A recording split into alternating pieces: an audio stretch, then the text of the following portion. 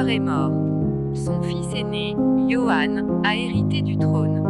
Je prie la lumière pour que le nouvel empereur ait également hérité de la sagesse et de l'impartialité de son père, mais le palais est en proie à une grande agitation.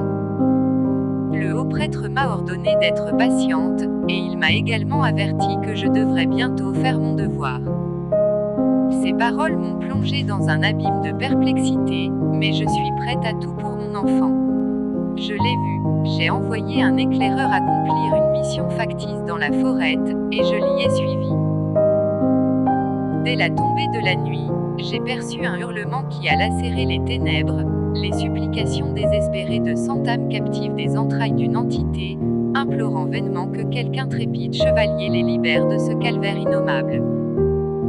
Ce spectre fantomatique a surgi de nulle part et, en l'espace d'une seconde, a éventré le pauvre éclaireur, avant de poser son regard vitreux sur ma chétive personne. Que les dieux nous préservent. Ses yeux ne m'étaient pas inconnus. Le roi sinistre est revenu. L'Empire n'a pas empêché la prophétie de se réaliser. Il a juste retardé l'inévitable. Alors que nous nous aventurons dans l'ombre de la colline, et que nous approchons de la citadelle, un sentiment terrible me dévore les entrailles. Mais nous avons vu des abominations. Les semeurs funestes sont partis. Le château est désormais infesté de fantômes, les fantômes de leurs chevaliers tombés sur le champ de bataille.